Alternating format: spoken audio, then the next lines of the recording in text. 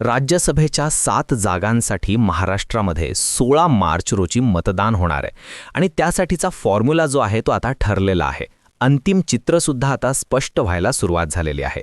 ज्या नावाची सगळीकडे उत्सुकता होती की महाविकास आघाडीचं नेमकं कोण असणार आहे, तर आज ती उत्सुकतासुद्धा संपलेली आहे. तो सस्पेन्स संपलेला आहे आणि अखेर महाविकास आघाडीकडून शरद पवार यांच्या नावावरती शिक्कामोर्तब झालेला आहे. उद्धव ठाकरे यांची कालच आपल्याला माहिती आहे सुप्रिया सुळे आणि जयंत पाटील यांनी भेट घेतली आणि त्यानंतर या नावावरती शिक्कामोर्तब झालेला आहे. गेल्या काही दिवसांपासून असं चित्र होतं राज्यामध्ये की उद्धव ठाकरे आणि काँग्रेस हे दोघे मिळूनच आपला एक उमेदवार देतील आणि त्यांच्यामधलाच उमेदवार निवडून येईल.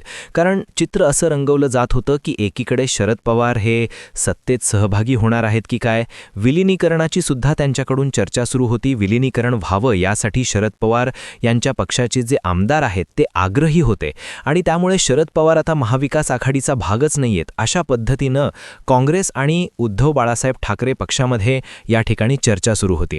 पण अखेर काल एंट्री झाली शरद पवार यांच्या वतीनं. त्यांची तब्येत सध्या बिघडलेली आहे. आपल्याला माहिती आहे रुबी हॉल क्लिनिकमध्ये त्यांच्यावरती उपचार झाले आणि त्यानंतर त्यांची तब्येत थोडीशी बिघडलेली असल्यामुळे सुप्रिया सुळे आणि जयंत पाटील यांनी पक्षाच्या वतीनं भेटण्यासाठी ते उद्धव ठाकरेंना गेले आणि लगेच त्यांची डील फायनल झाली की शरद पवार यांनाच आपण राज्यसभेवरती पाठवलं पाहिजे. आणि आज अगदी थोड्या वेळापूर्वी काँग्रेसचे प्रदेशाध्यक्ष हर्षवर्धन सपकाळ आणि सुप्रिया सुळे यांचीसुद्धा पत्रकार परिषद पार पडली आणि या पत्रकार परिषदेमधून हे सुद्धा स्पष्ट झालेलं आहे. त्यांनी ही घोषणाच करून टाकलेली आहे की शरद पवार हे आता महाविकास आघाडीचे उमेदवार असतील. पण हे घडलं कसं हे आपण समजून घेतलं पाहिजे. ज्या काँग्रेसला आणि शिवसेनेला, उद्धव बाळासाहेब ठाकरे शिवसेनेला शरद पवार यांना साधं विचारावंसं वाटलं नव्हतं की तुम्ही लढणार आहात का, तुमच्या पक्षाच्या वतीनं कोणी लढणार आहे का, तर हे परस्पर दोघेच गेल्या काही दिवसांपासून चर्चा करत होते. त्यांच्यामध्ये विधान परिषदेची एक जागा आणि राज्यसभेच्या जागेमध्ये परस्पर डीलसुद्धा झाल्याची चर्चा येत होती.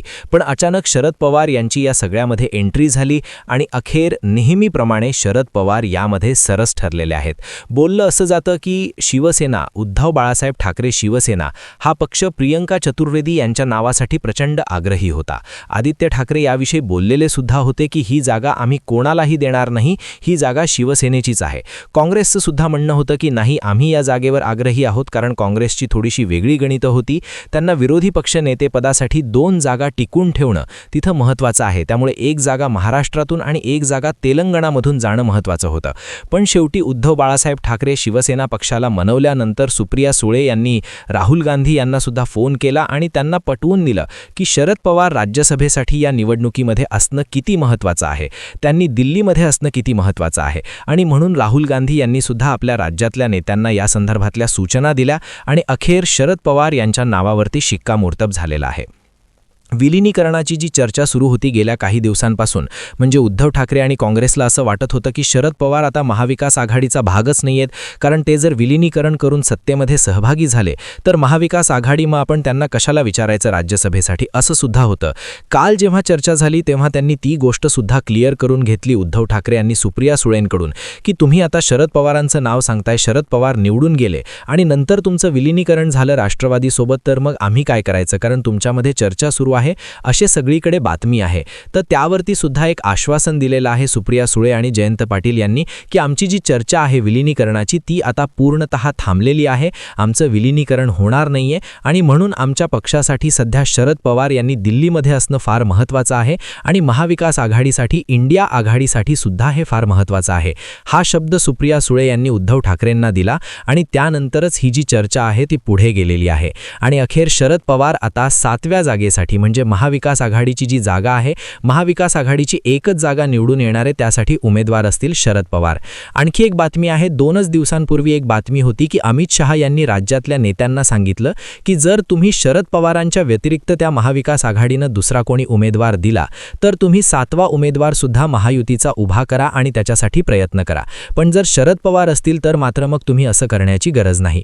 याचा अर्थ भाजपकडून सुद्धा अप्रत्यक्षरित्या महाविकास आघाडीवरती एक प्रकारे दबाव प्रस्ताव आणला गेला शरद पवारांच्या नावासाठी आणि त्यामुळे हे सगळं जे राजकारण आहे आपण बघतोय कालपासून ते झालेलं आहे आणि अखेर उद्या आता शरद पवार यांचा अर्ज भरला जाईल राज्यसभेसाठी. अर्थात त्यांची तब्येत बरी नाहीये, त्यामुळे जे काही अर्ज भरून घेणारे विधिमंडळाचे जे काही अधिकारी असतील तेच सिल्वर ओक त्यांचा निवासस्थानी येतील आणि त्यांचा अर्ज भरून घेतील अशी माहिती आहे. आज सुप्रिया सुळे आणि हर्षवर्धन सपकाळ यांनी या संदर्भातली पत्रकार परिषद घेतलेली आहे आणि आपल्या पक्षाच्या वतीनं म्हणजे महाविकास आघाडीच्या वतीनं शरद पवार यांचं नाव ऑफिशियली अनाउन्स सुद्धा केलेलं आहे. अखेर महाविकास आघाडीनं शरद पवार यांच्या नावाला पाठिंबा दिलेला असून काँग्रेसकडूनही ते जाहीर करण्यात आलेलं आहे. संजय राऊत यांनी सुद्धा ट्विट केलेलं आहे आणि आपल्या नावाला म्हणजे शरद पवार यांच्या नावाला पाठिंबा सुचवल्याचं त्यांनी सांगितलेलं आहे. राज्यसभेच्या उमेदवारीसाठी उमेदवारी अर्ज भरण्याचा उद्या शेवटचा दिवस आहे. शेवटच्या दिवसापर्यंत हा सगळा सस्पेन्स सुरू होता आणि त्यामुळे आता अखेर हा जो महाविकास आघाडीचा उमेदवार आहे तो ठरलेला आहे. पुढे आणखी इक्वेशन्स कसे असतील? 4 उमेदवार भाजपचे, 1 उमेदवार अजित पवार पक्षाचा, 1 उमेदवार शिंदे गटाचा आणि 1 उमेदवार महाविकास आघाडीचा. अशा 7 जागा आहेत आणि या 7 जागांसाठी खरं तर या जागा आता त्यातला जो सस्पेन्स आहे किंवा त्यामध्ये जी एक चुरस येणार का 7व्या जागेसाठी जर भाजपनं उमेदवार दिला तर किंवा महायुतीकडून एखादा उमेदवार उभा केला गेला 7व्या जागेसाठी तर त्यामध्ये थोडीशी रंगत येण्याची शक्यता होती, परंतु आता शरद पवार उतरल्यामुळे कदाचित ठरल्याप्रमाणे या जागा निवडून येणार आहेत. तुम्हाला या सगळ्याबद्दल नेमकं काय वाटतंय? अचानक शरद पवार हे ज्या पिक्चरमध्ये आलेले आहेत, ज्यांच्या नावाची अजिबात चर्चा नव्हती किंवा ज्यांचा पक्ष या सगळ्या राज्यसभेच्या निवडणुकीच्या निमित्तानं चर्चेतही नव्हता, ते काहीतरी आपली वेगळीच वाट पकडणार का अशी चर्चा असताना अचानक आता शरद पवारांची एंट्री झाली आणि त्यांनी बाजी मारलेली आहे आणि अखेर शरद पवार हे राज्यसभेवरती जाणार आहेत. आणि दुसरी महत्त्वाची गोष्ट म्हणजे ज्या चर्चा होत्या की शरद पवार आता यानंतर निवृत्त होतील, त्यांचं राजकीय जे वाटचाल आहे ती आता ते इथे थांबवतील आणि आपल्या पुढच्या पिढीला कदाचित चान्स देतील, तर ते सुद्धा या निमित्तानं फोल ठरलेलं आहे. कारण पक्षासाठी दिल्लीमध्ये शरद पवार असणं हे अत्यंत महत्त्वाचं आहे. याच अटीवरती आणि हे सगळं पटवून दिल्यामुळेच आज शरद पवार हे राज्यसभेवरती जात आहेत. पाहुयात पुढच्या काळामध्ये हे राजकारण नेमकं कशा पद्धतीनं असू शकतं. माझा प्रश्न तुम्हाला आहे प्रेक्षकांना की खरंच शरद पवार आता ज्या परिस्थितीमध्ये त्यांची तब्येत त्यांना साथ देत नाहीये पण तरीसुद्धा ते राज्यसभेवरती जात आहेत, अर्थात ते निवडून सुद्धा येतील, पण जी चर्चा सुरू होते की शरद पवार निवृत्त होतील किंवा राजकीय संन्यास घेऊन आपल्या पिढीला पुढच्या पिढीला कदाचित ते राजकारणामध्ये या संदर्भातला चान्स देतील किंवा पक्षातल्या एखाद्या दुसऱ्या नेत्याला चान्स देतील, तर तसं झालेलं नाहीये. तुमचं यावरती नेमकं काय मत आहे आम्हाला कमेंट करून नक्की सांगा. या व्हिडिओमध्ये इथेच थांबतोय. ताज्या बातम्यांच्या अपडेट्ससाठी पाहत